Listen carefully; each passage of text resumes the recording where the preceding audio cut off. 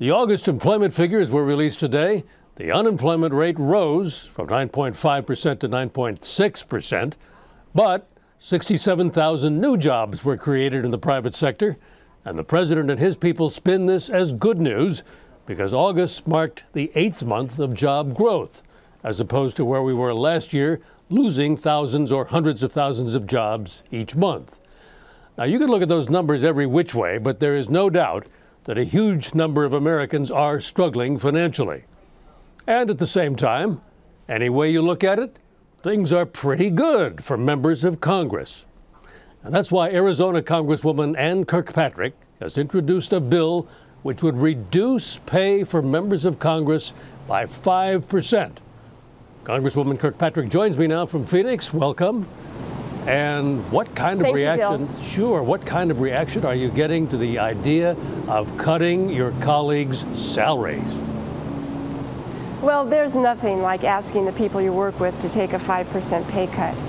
Some people think it's a great idea. A lot of people are pretty angry at me. So I'm not very popular with my colleagues, but the American people get it. They think this is a great idea. A recent poll showed that 75% of Americans support this. And it would be the first pay cut bill in 77 years. Yeah, they did it in 1933, didn't they? The height of the Depression. That's right. That was the last congressional pay cut. We are in a huge economic downturn. I think it's time that Congress took a pay cut. We need to put our money where our mouth is. We need to show leadership. We need to listen to the American people. Well, now, members of Congress, regular members, make $174,000 a year. A 5% cut would bring that down to a little more than $165,000. Now, for most Americans, I think that's still a lot of money.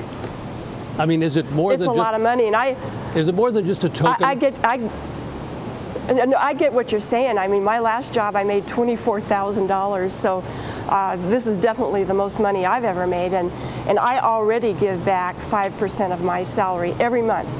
So this week I was down in the town of Safford on the 1st of the month. I took out my checkbook, wrote my check, and dropped it off in the mailbox. And I'm asking my members, my colleagues and members of Congress to do the same thing, but I'm also asking that it be mandatory.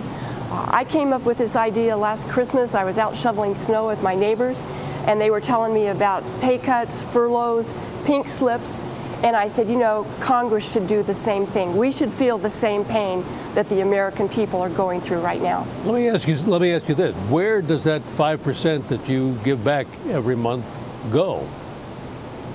It goes to the Bureau of Public Debt. There is actually a Bureau of Public Debt, and they will accept donations. And I think this is a start toward restoring fiscal balance and security for the American people. You know, let's get on board with this. I've asked the House Administration Committee to grant me a hearing. I've asked that this be included in the 2011 appropriation budget. Leadership doesn't get it. They're not listening to me, but I'm fighting for this every day. Well, now, Congress has, as you said, not done this in many, many years. But if they do you think it's going to make any difference? Will people respond to this? Absolutely. I mean, everywhere I go, people think this is a great idea. And as I said, the recent poll that came out just this week shows that 75% of Americans support this. So Congress hasn't gotten a raise this year, and you're not getting one next year. But I guess we should say, because people probably don't realize, Congress doesn't vote to raise its own pay. It happens automatically, right?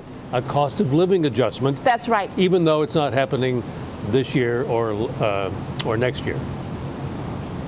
And that's just not enough. I mean, I really think that we should take a pay cut. The American people, as you said, you know, you just issued the jobs number. So many people are out of work. So many people have taken 100% pay cut because they don't have a job. So it's all about jobs and restoring the economy and getting folks back to work. Well, why not take it a step further and make members of Congress vote to raise their pay? That hasn't happened in a long time. I like that idea. I like that idea. I think we should go back to that. I don't think it should be automatic. I agree.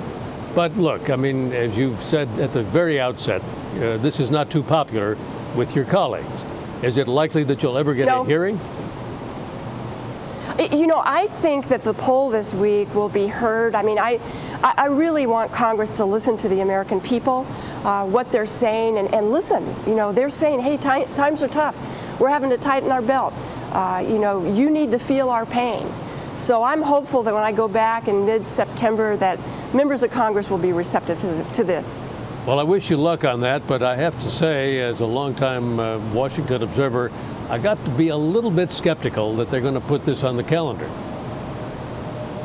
Well, you know, a lot of times Washington doesn't listen to the American people, and it's time that they start listening. I'm going to fight for that. Congresswoman Ann Kirkpatrick trying to reduce the salaries of members of Congress by 5%. Thanks so much for being with us on Washington Unplugged. Thank you, Bill. Thank you.